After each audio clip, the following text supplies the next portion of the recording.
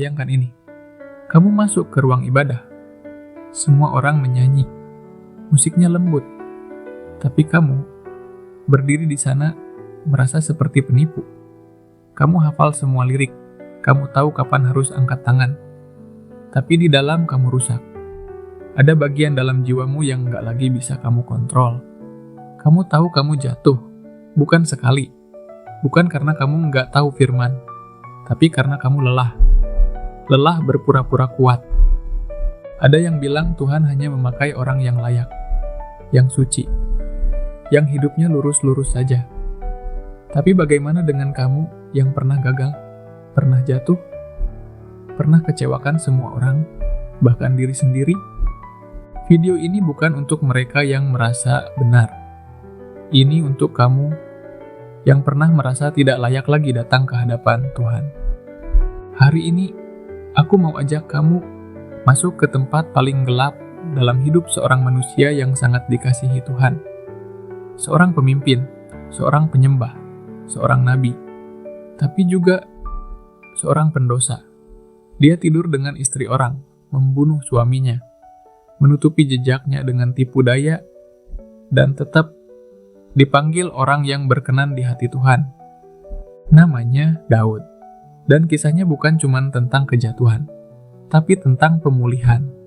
Apa jadinya kalau aku bilang, pertobatan yang sejati bisa menyembuhkan bukan cuma jiwamu, tapi tubuhmu. Dan aku akan buktikan itu. Bukan cuma dari Alkitab, tapi juga dari jurnal medis dan riset psikologi modern. Tapi lebih dari semuanya, aku mau kamu tahu satu hal yang bisa mengubah arah hidupmu. Tuhan gak pernah salah memilih siapa yang Dia sayang. Bahkan kalau kamu pernah menghancurkan semuanya. Video ini bukan penghakiman, tapi pertemuan antara kamu dan kasih karunia yang selama ini kamu pikir sudah hilang. Daud bukan orang biasa. Dia bukan raja yang hanya berkuasa secara politik, tapi seorang pemimpin yang dipenuhi urapan. Dia penulis puisi, pemain kecapi, pejuang yang menumbangkan Goliat, dan diangkat oleh Tuhan sendiri. Tapi suatu sore, ketika seharusnya ia berada di medan perang, ia justru naik ke atap istananya. Dan di sana, ia melihat Batsheba. Cerita itu ditulis dalam 2 Samuel pasal 11. Sederhana, tanpa drama. Tapi di balik narasi singkat itu, ada kehancuran yang pelan-pelan dimulai. Daud memanggil Batsheba, tidur dengannya. Lalu ketika tahu ia hamil, ia mencoba menutupi jejak.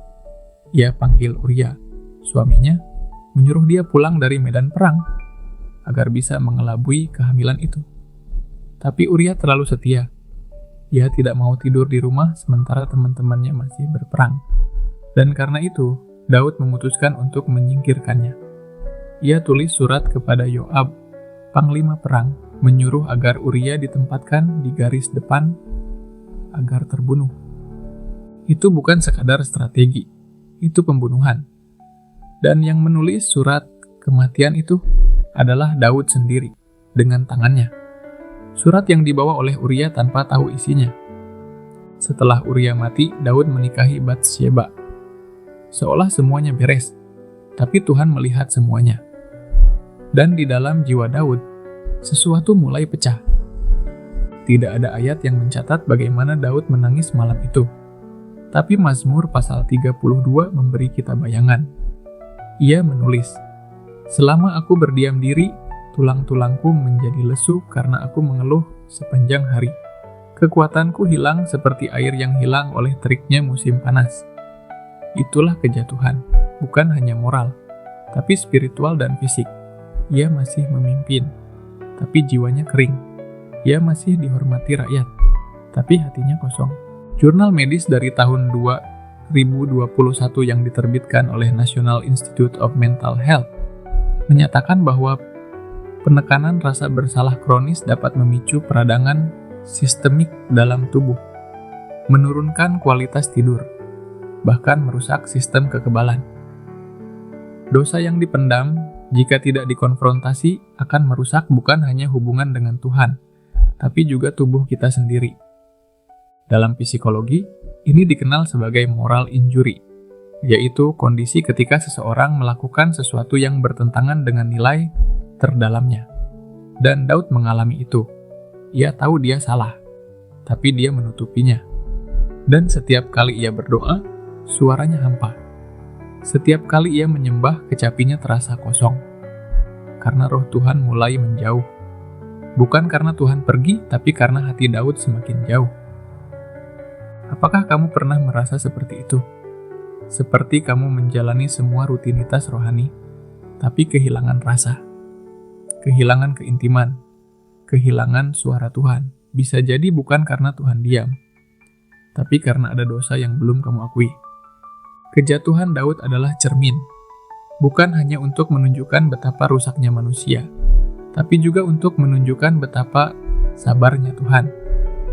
Tapi kisah ini belum selesai, karena yang akan datang bukan penghakiman, tapi konfrontasi, dan itu yang akan mengubah segalanya. Tuhan diam, tapi tidak tinggal diam. Setelah semua yang Daud lakukan, dari perzinahan sampai pembunuhan, Tuhan mengutus seseorang, bukan malaikat bersayap, tapi nabi yang membawa cerita. Namanya Natan. Natan datang kepada Daud dan menceritakan kisah tentang seorang pria miskin yang hanya punya satu anak domba kesayangan, dan tentang pria kaya yang justru mengambil domba itu untuk tamunya sendiri. Daud marah. Ia berdiri dan berkata, "Orang itu harus dihukum mati." Lalu Natan menatap Daud dan berkata, "Engkau adalah orang itu." Kalimat itu menghantam Daud lebih keras dari pedang. Dan untuk pertama kalinya, pertahanannya runtuh. Ia tidak berdebat, tidak menyalahkan siapapun.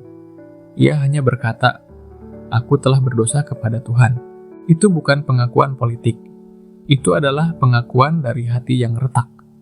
Saat ia menulis Mazmur pasal 51, kita mendengar suara dari dalam hatinya yang paling gelap. Ia tidak menyalahkan Batsheba. Ia tidak menyalahkan sistem. Ia tidak menyalahkan keadaan. Ia berkata, terhadap engkau sajalah aku telah berdosa. Mazmur pasal 51 bukan lagu. Itu ratapan. Itu teriakan dari jiwa yang hancur. Ia berkata, "Bersihkan aku dengan hisop, maka aku menjadi tahir. Janganlah membuang aku dari hadapanmu. Janganlah mengambil rohmu yang kudus daripadaku." Kalimat-kalimat itu seperti doa orang yang sedang tenggelam, memohon nafas terakhir dari surga. Tapi inilah kekuatan dari pertobatan sejati. Ia tidak hanya membuka luka, tapi juga membuka pintu kasih karunia. Dalam jurnal Frontiers in Psychology tahun 2022, disebutkan bahwa ekspresi emosional melalui pengakuan dosa terbukti menurunkan kadar kortisol dan meningkatkan konektivitas saraf pada bagian otak yang berhubungan dengan empati dan relasi. Artinya, mengakui dosa bukan hanya membawa damai rohani, tapi juga memulihkan hubungan sosial dan neurologi seseorang. Dalam dunia medis, seseorang yang memendam rasa malu kronis lebih rentan terhadap gangguan autoimun dan depresi berat. Tapi ketika seseorang jujur di hadapan Tuhan dan mengalami penerimaan ilahi, sistem tubuhnya pun mulai berfungsi kembali secara seimbang. Dan itu yang terjadi pada Daud. Ia tidak lari dari kesalahan. Ia membiarkannya terbuka di hadapan Tuhan. Dan Tuhan tidak meninggalkannya.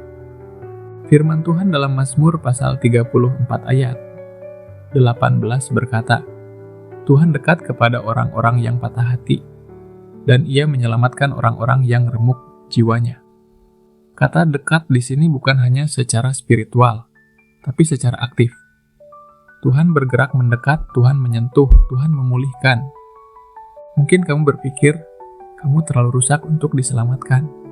Tapi Daud membuktikan bahwa justru ketika kamu remuk, Tuhan datang paling dekat. Tuhan tidak membutuhkan reputasi kita. Ia tidak terintimidasi oleh kerusakan kita. Yang Ia cari adalah hati yang mau jujur, walau hancur. Dan jika hari ini kamu merasa seperti Daud, bersembunyi di balik lagu rohani, melayani sambil merasa tidak layak, Atau hanya duduk diam dengan beban rasa bersalah yang tidak kamu bicarakan kepada siapapun? Aku mau kamu tahu satu hal. Tuhan masih di sana, masih menunggumu, dan Dia tidak berubah pikiran tentangmu. Kisah Daud mungkin terdengar luar biasa, tapi kamu mungkin bertanya dalam hati, itu Daud, dia raja, dia nabi, dia punya sejarah panjang dengan Tuhan. Tapi aku bukan siapa-siapa. Dan inilah jebakan yang paling halus dalam rasa bersalah. Ia membuatmu percaya bahwa kamu adalah pengecualian dari kasih karunia. Tapi izinkan aku membawa kisah ini keluar dari halaman Alkitab dan masuk ke dunia kita sekarang. Aku pernah duduk dalam sesi konseling dengan seseorang yang dulunya adalah pemimpin ibadah. Ia tumbuh di gereja, paham teologi, dan sangat karismatik. Tapi diam-diam, ia hidup dalam kebiasaan seksual yang tersembunyi selama lebih dari 5 tahun. Ia mencoba berhenti, gagal, bertobat, lalu jatuh lagi. Sampai suatu hari ia merasa Tuhan sudah menyerah atas dirinya. Ia berhenti melayani, berhenti berdoa, dan mulai percaya.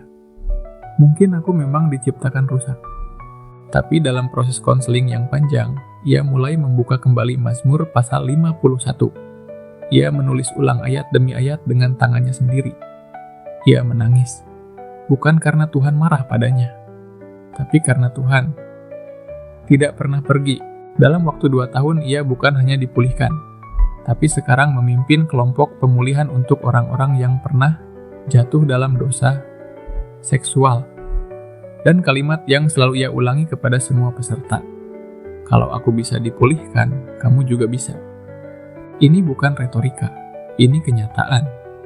Jurnal Trauma and Recovery tahun 2023 mencatat bahwa seseorang yang pernah mengalami kehancuran moral dan berhasil melewati pertobatan yang sehat, cenderung memiliki kapasitas empati dan kepemimpinan spiritual yang lebih kuat dibanding mereka yang tidak pernah gagal.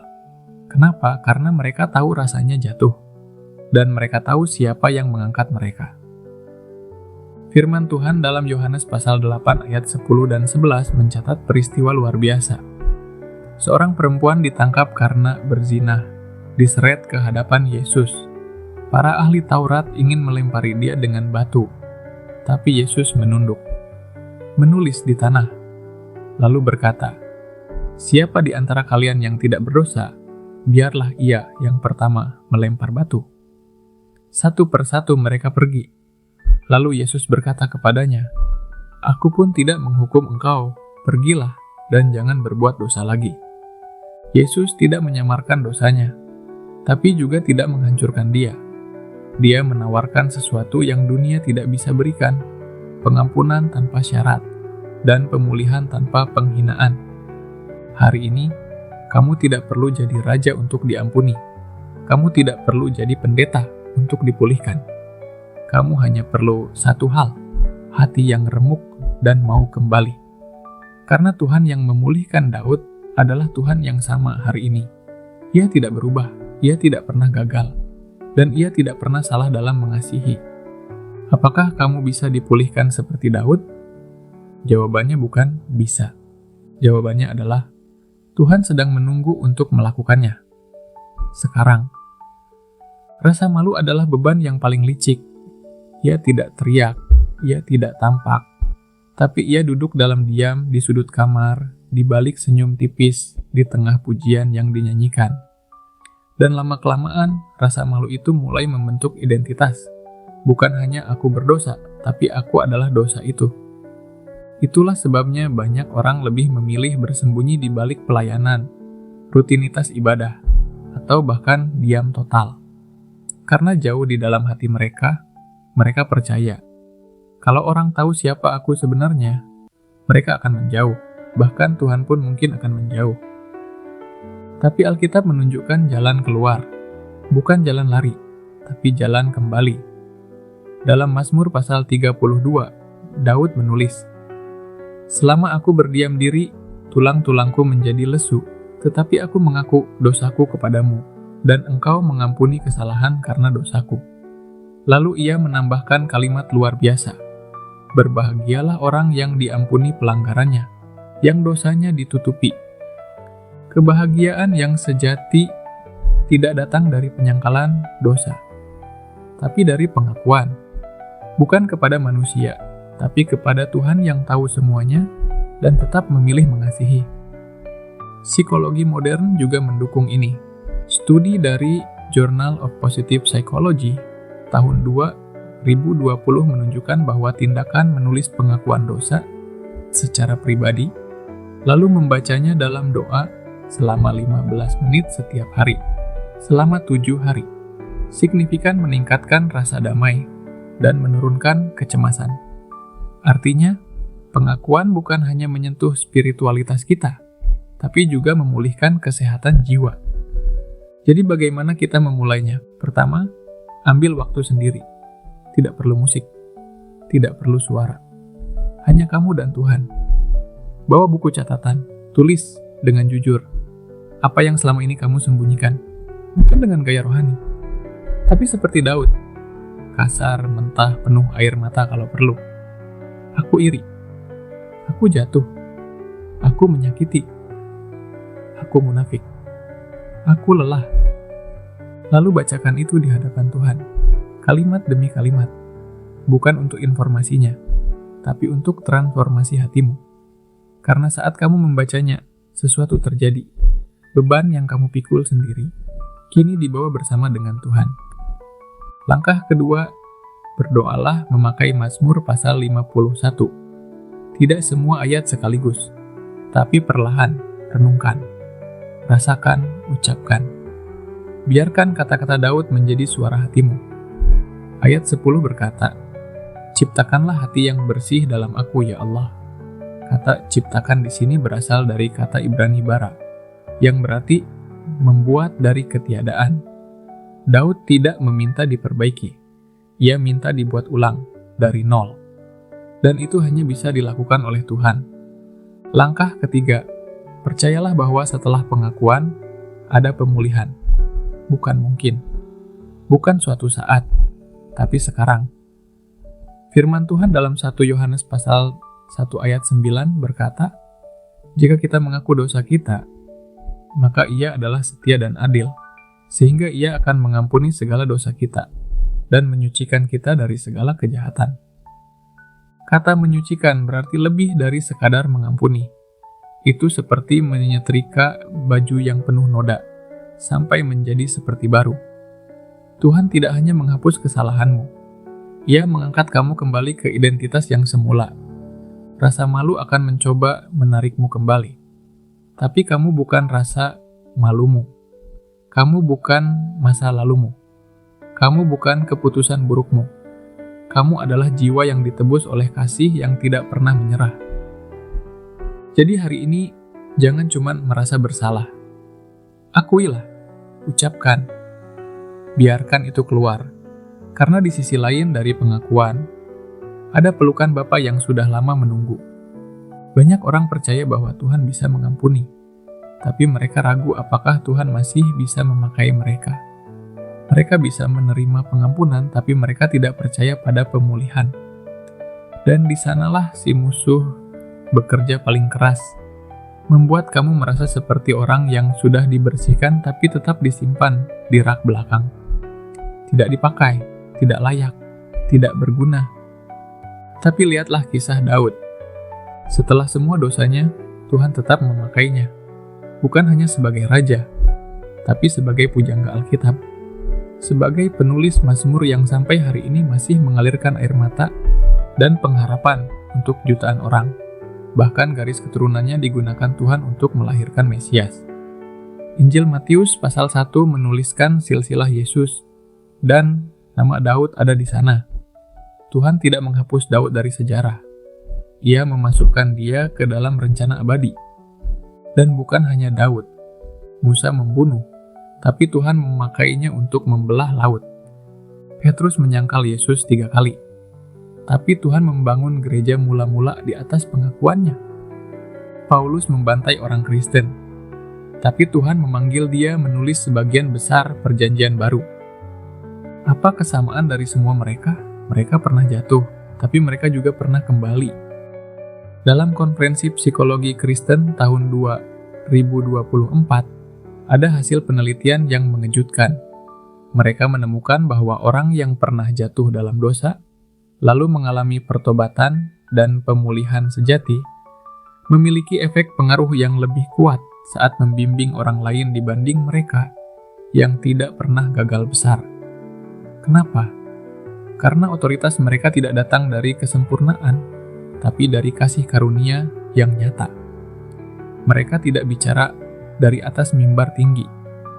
Mereka bicara dari lantai debu, tempat yang sama dengan orang yang sedang berjuang. Jika Tuhan hanya memakai orang yang sempurna, maka tidak ada satupun dari kita yang layak. Tapi Tuhan sengaja memilih bejana yang pernah retak, supaya semua orang tahu bahwa kuasa itu bukan dari bejananya, tapi dari Tuhan yang mengisinya. Hari ini, kamu mungkin merasa seperti orang yang duduk di pinggir pelayanan. Kamu pernah jatuh dan sekarang hanya jadi penonton. Tapi aku mau bilang, kamu belum selesai. Kalau kamu sudah bertobat, kalau kamu sudah datang kembali kepada Tuhan dengan hati yang tulus, maka tidak ada satu alasan pun bagi kamu untuk terus duduk dalam keraguan. Tuhan sudah mengampuni, dan sekarang Dia sedang memanggil kamu untuk dipakai lagi.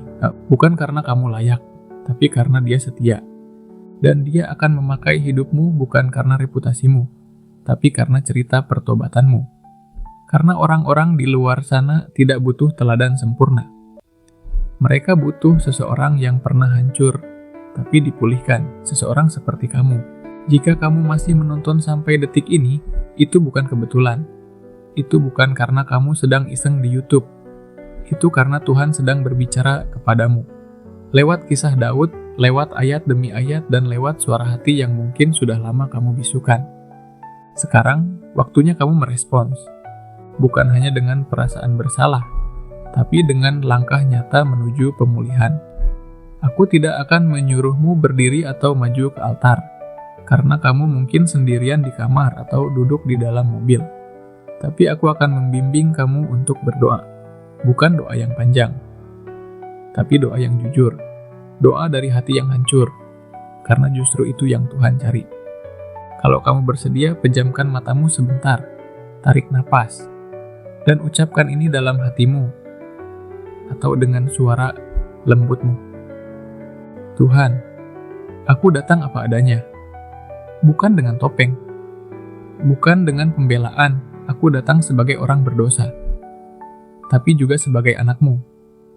Aku akui dosaku, aku akui kegagalanku, aku sudah terlalu lama sembunyi, terlalu lama menipu diriku sendiri.